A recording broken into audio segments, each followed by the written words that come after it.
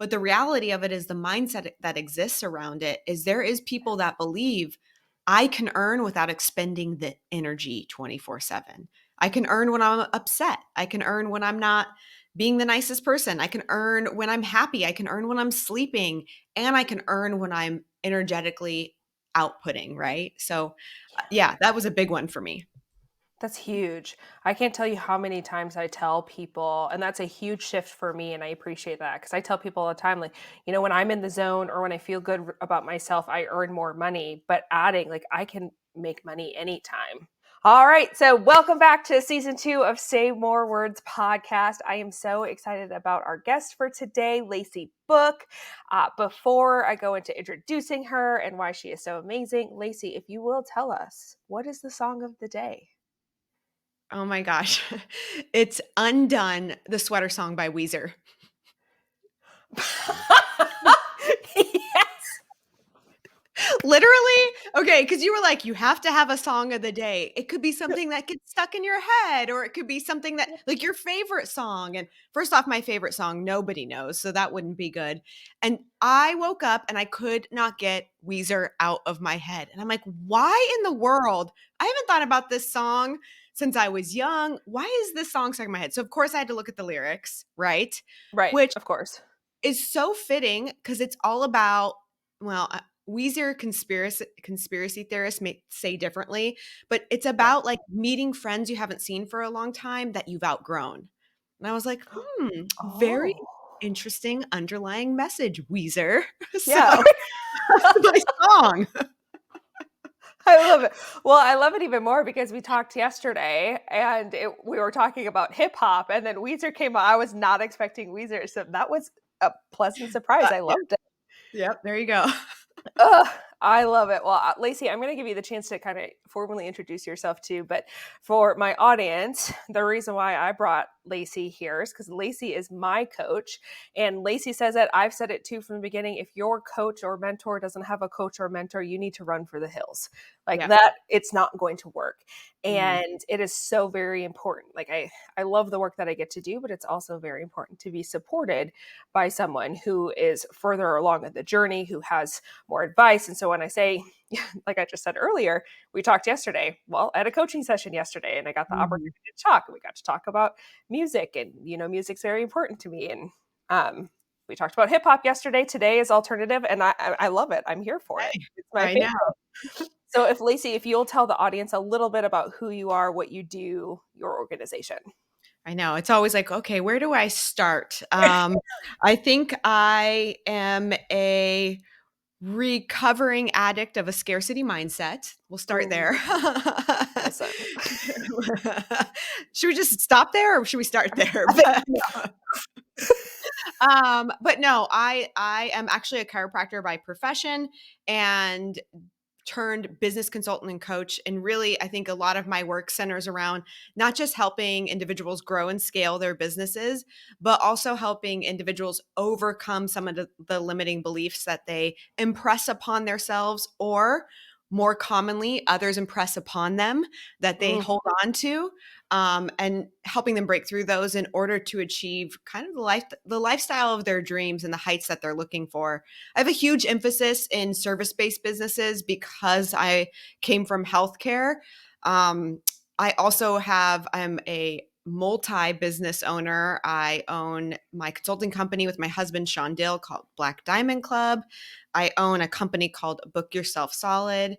I also own a chain of chiropractic franchises, and I just launched my kind of biohacking wellness franchise. We have our second location. So I do a little bit of every. Oh, and I own a couple of Everbowls, acai bowl company. So a little bit of just everything. yeah, just It's everything. You're fun. you're super bored and it's fine, right? Clearly, I like, like diversity and being challenged and starting new things. It's a pattern of mine for sure. Ooh, something shiny. I'm gonna do this. How I can I want make that. people better? I want to make people better. I wanna Um, do that. Yeah. so I specifically one of the things you talked about that I wanted to talk about today was kind of that limiting belief aspect. And Mm. we were talking yesterday. One of the things, one of our mentors that we share in common is Stefan Love. I almost said Love Grove. It's Love Grove, right? Not It's Love Good. Lovegrove, yeah, Stephen Yeah, Lovegrove. Mhm. I always mix it up. Whatever. So Stefan Lovegood Grove. See, He does love good too. he does He's love wonderful so and good. loving and supportive, so, you know. It works. It works. I was talking to him recently and I was like, well, new level, new devil. And he goes, absolutely Mm, not, honey. It's new level, new angels.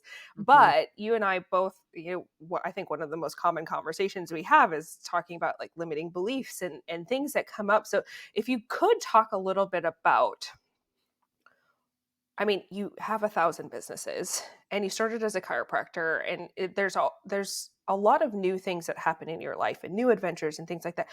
What happens inside of your head when it comes to limiting beliefs, and how does that look different as your businesses advance or as you start a new business? What does that look Mm. like? You know what? It's really interesting. First off, I just want to say for everybody out there, limiting beliefs are normal. I mean, I think like we need to just say that. Like it is normal to have a subconscious conversation with yourself where maybe you talk yourself out of something or don't believe that you can do it or see some limitations. And again, not necessarily because that's truly your core belief, but oftentimes it's because it's a belief system that exists externally of you that you have somehow over time learned, heard, took in, and you haven't been able to release it. I mean, I don't know Mhm. anybody on the planet. If somebody was to come to me and say, I never have a limiting thought, I believe I can accomplish everything I ever set forth to do, never have I second guessed, I'd probably run. I mean, right? Like this Psycho. yeah, like, who are you? Is that real? Because I do believe that we all have a twinge of self-doubt, and so, number 1, I just wanna tell everybody, it doesn't matter what levels of success you hit, what heights you create, how much manifestation you can do, that will exist, and it's something that you just learn like a muscle to overcome quicker. I think that's my interpretation of it. I Mhm. don't know how you feel about that, um, but that's how I feel, yeah. I definitely subscribe to that notion too, that like all of the work that we're doing on like it never truly goes away. It's just as you Right. said, it's a new reaction. You get through it quicker. And that's when, I have clients when I work with them, they're like, "Oh, like that didn't bother me as much." I'm like, "Good. Yes, Yay." that is That's it. the goal Right, because it doesn't ever go away. It right, just gets easier. right. It just gets easier, yeah. And so how because as you learn in business, as your business grows, as you Mhm. make more money, it's kind of this magnifying glass on like everything that's ever gone wrong in your life or every insecurity or like it's just every detail. Every Oh, detail is live and true. So how do you, as you get deeper into business, as you get bigger into business, how do you kind of shift through the thoughts? What's that navigate new? them, maybe? Yes, yes, thank you. Like Yeah, like, yeah, like, am what I do like you do? How do you go into that space? well, I think first off, I think probably the hardest thing as you grow is shedding and releasing a past version of yourself that has once served you, Mm, right? Like, and if you think about it, I mean, there's a lot of different seasons that I've gone through in my life. And during those seasons, there was parts of me and belief systems and paradigms that served me in that moment that don't necessarily serve me now. And so, number one, I think that that's what I continually find myself asking myself is this serving me? This way mm. that I'm thinking, does this serve me at this moment? Because it's so easy to be like, "Oh, but in the past when I reacted that way or I did that or I thought that way, everything worked out." Yeah. Great, but that was different. That you was different. That moment was different. And so, number 1, the navigation always starts with, is this serving me and how is it serving me? I think that if you take the time to self-reflect on that, it really helps you begin to unravel or move away or shed that component that may not be serving you. Do you ever find that with each level, or have you ever found this, that you maybe had a limiting belief at this level and it showed up in a transformed way in this level? Oh, yeah. Oh, I so for example, Yeah. when you said that, I'm like, "Oh, I know this one all too well." So I very much grew up in a family where you traded time for money, right? My family grew up in, my mom was W-2 employee. She was actually an accountant. Every penny was accounted for, exchanged. I started working when I was 14. I've never not had a job ever. Clearly, look at my track record, look at my pattern. I like to work, Yeah. but but for a lot of people out there, I know that there is this mindset that you work an hour and that's your earning capacity, whatever you're getting paid for that hour, right? An exchange of time for money. And I had to work really hard when I stepped into entrepreneurship in understanding that there was infinite capacity to earn within that same time frame. That was a hard mindset to overcome, really hard. And I thought I did a really good job of this. I was like, "Oh yeah, like I released that a long time ago. I've done all the work. Like I understand my earning potential." But what ended up happening is I never really released the time for money core belief. What happened was the amount of money just got bigger. Oh, now my time is actually worth, $1,000 an hour versus $22 an hour. And I would still go into my creation of my goals and what I was going after with a limited mindset around I can only give this many hours. Therefore, I can only serve this many people. Therefore, I can only make this amount of money. That's still a Mm. time for money concept. That's still a W-2 mindset on a larger scale. Shoot. Okay, so but how did you overcome that? What did you put in place to overcome that? I'm still overcoming it. Okay. I mean, Still in recovery. it's still in recovery. It was actually an insight that I had not that long ago, Okay. because I was creating a limitation in my own desire to achieve my goals because I had these goals, but energetically, I wasn't going to ever hit them because I wasn't willing to exchange the time that I thought it was going to take to get there for the money service. I was like, in order for me to hit X amount of dollars, I will have to do X amount of hours of work. Therefore, subconsciously, I was like, I don't want to do the work, that much work, so I'm never going to hit the goal. Right. So what I've had to do is I've had to journal and find evidence that there are alternative ways for money to show up that don't necessarily require the same amount of time and energy. And so what I've been doing is focusing on all of the things that I can create that have a larger earning capacity with less time. So I shifted the desired creation instead of the desired outcome, if that makes sense. Mm. Mm. I think one of the most profound things that I learned I've known you for about a year. I met you at a Black Diamond Club conference in Austin last year in March, Mhm. and I've been working with you since. And I one of the most profound things you said from the stage was your affirmation, I make money in my sleep. Mhm. Because for the average person, that's unheard of. But Yeah. that alone, I started saying that to myself, and it started to expand my creativity in that realm too.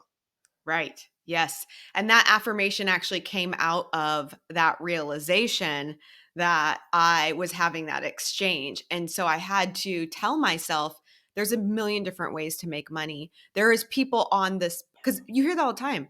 Everybody has the same amount of time. Why do Mhm. some people earn more than others? And you could argue it's skill set or luck or opportunity or silver spoon or whatever you want to say, but the reality of it is the mindset that exists around it is there is people that believe I can earn without expending the energy 24/7. I can earn when I'm upset. I can earn when I'm not being the nicest person. I can earn when I'm happy. I can earn when I'm sleeping. And I can earn when I'm energetically outputting, right? So, Yeah. yeah, that was a big one for me. That's huge. I can't tell you how many times I tell people, and that's a huge shift for me, and I appreciate that because I tell people all the time, like, when I'm in the zone or when I feel good about myself, I earn more money. But adding, like, I can make money anytime. It doesn't Right. have to be based on how I'm showing up. I'm a recovering actress, I tell people, because my limiting in that space is that exact as you put it. Like, I have to perform in Mhm. order to get XYZ, in order to get loved, in order to get money, in order to get anything, I have to perform, and that's powerful. Right, and therein lies the actual limitation, right? Yeah. Like, that my earning capacity is dependent on my mood or my ability to show out or my whatever you fill in the blank. That's actually a Yeah. limitation, and then the problem is, then you feel pressure, and when you feel pressure to do whatever that is for you, show up, act, be happy, then when you put that pressure on yourself, it actually creates more resistance in earning. So it's actually a backward cycle. It's doing opposite of what you desire. Yeah. Whew, that's amazing. I love it. So, in all of the people that you work with, right? Because it's not just limiting beliefs. You help people create very successful businesses, successful lives. What is your favorite aspect of the work that you get to do with people? Do you know what? People ask this question a lot, and I the answer, it's not cheesy. It's actually No. the answer is it's all the unknown wins that I'll never hear about. Like, I remember that one time said somebody asked me, like, "What's Lacey's legacy? What do you want your legacy to be?" And I was a little bit shook because I don't think I ever actually thought, like, what do I want my legacy to be? And for me, I sat down and I really like marinated on that concept for a long time, and that's what it is for me. It will be all the unknown wins, all the unknown impact that I'll never hear, that I'll never know, that I'll never see, because that's the stuff that matters. It's the things that people carry with them, that something they a seed they got from you and they carry it into this world in a way that you'll never understand. That's for me. I know that that exists out there, and just knowing that there's so much more than I could ever see or experience and how I help people is what I love. Oh, that's beautiful. It's that ripple effect of what you get, the Mhm. work that you get to do. Oh, Mhm. that's beautiful. I love that. Well, the last question I'm going to ask you is right now, one of the things I do love the most about you, Lacey, is that you do work hard, but you have a lust for life and a love for life that is so very powerful. You work hard, but you also understand the importance of being a human and taking care of yourself and those around you. And so, your last question is, what is bringing you the most joy right now? Oh my gosh, that's so easy for me. It's Yeah. cooking. Like, Oh, yeah. I like so I'm very Italian, and I think it's just in every cell of my body that if I can feed someone and they find joy in eating my food, I am so filled up.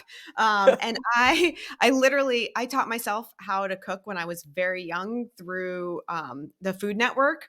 And on my list of people I want to meet is Bobby Flay, because I'm like, Bobby Flay taught me how to cook. But I find so much joy in the creation of food and bringing people around my table and creating connection over food. And so when I retire, my husband always laughs because he's like, "That's not a good retirement plan." I'm like, "When I retire, I'm going to open a restaurant." So that's Yeah. that's my retirement plan because I can't sit still. I would love to. I know when I retire, it's going to be one. I'm going to be in a space where I have no worry, and restaurants can cause a lot of stress and worry. So I'd like to do it in a way where I can just do it from my soul and my heart, and Yeah. really impact and feed people. My team always loves to choose like soups of the week, and they call my house the soup kitchen because like that's my favorite thing to cook. So maybe I'll open a soup restaurant. Who knows? There you go. Listen, one of my favorite places growing up was the Soup Plantation, and it was in Southern California. What, did they have them in Northern California too? I think they're called sweet tomatoes now. Isn't it the They same are, thing? well, yeah, it was Soup Plantation, and then they rebranded to Sweet Tomatoes, and then they Yes, closed all of them. I know it was so good because they had So so much soup and the little pizzas and the ice yeah. cream. Great Oh, concept. it's my Bring favorite. So yeah, Yep. if you can bring that back, the endless salad bar. I Stop. I love a Hey, good salad bar. and Soup Plantation brought families and people together, right? It was just one of those things. So, yeah. So much joy in that. I do. I I love cooking. love that. Oh, that's amazing. Well, if you are listening to this and it is early 2024, Lacey and Sean are bringing Black Diamond Club to Dallas March 13th. 13th and 14th, yeah. 13th and 14th will be at the Renaissance Hotel in Dallas. I am going to link it in the show notes. So if you're in Dallas, even if you're not in Dallas, come fly and spend a couple of days with us for their sales conference. It is worth That's the first conference I went to last year, and it completely changed everything in the way that I think about myself, the way that I think about the people who work for me, and the way that my business runs. So I'm forever grateful for you and Sean and Black Diamond Club and all that you've done to fill up my soul first. I really value the people that you are, and then also help enhance our businesses. I'm so thankful for you. Well, I love and appreciate you so much. You know that. We Yep. met and we instantaneously clicked. We knew. We were like, Yep. "This is a Done. relationship we're gonna love." Done. Yeah. Yep. Well, thank you so much for being here, and we will see y'all next week.